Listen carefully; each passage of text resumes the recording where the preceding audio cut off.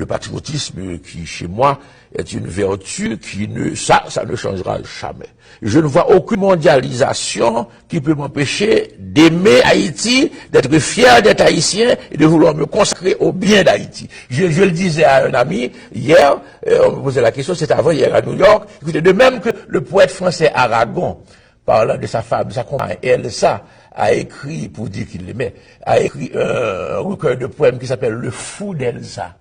Eh bien, moi, je suis le fou d'Haïti. Je suis comme ça. Personne ne peut plus me changer. Je suis haïtien jusqu'au bout de mes ongles.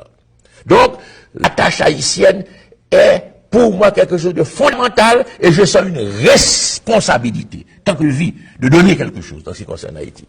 Troisièmement, les circonstances politiques, je suis à la tête d'une formation, j'ai déjà été président, mon passage a été favorablement commenté, si je peux encore donner, c'est un devoir de donner, et en même temps pour moi c'est un plaisir, une jouissance de contribuer à faire avancer ce pays. Ça c'est le oui. Donc oui, si les circonstances se présentent, et que mon parti me présente, je suis un homme de parti, ne l'oubliez pas, je ne me suis pas présenté comme candidat à la présidence en Haïti. J'ai fondé un parti politique.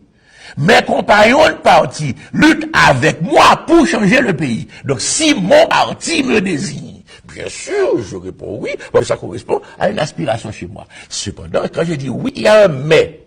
Ah, mais bien sûr, il y a un mais. Nous n'allons pas accéder au pouvoir dans n'importe quelle condition. Écoutez, on ne recherche pas le pouvoir pour le pouvoir. Si je recherchais le pouvoir pour le pouvoir, j'aurais fait mes 5 ans d'abord. Parce que je savais ce qu'il fallait faire pour rester au pouvoir. Alors vous pensez que quand le général Nanfi a commencé son coup d'État le mardi, je n'ai renversé que le dimanche, entre mardi et jeudi, il ne savait pas ce qu'il fallait faire pour rester au pouvoir? Bien sûr, je savais ce qu'il fallait faire pour rester au pouvoir. Seulement, mes principes, ma conviction, ma foi démocratique ne me permettaient pas de le faire.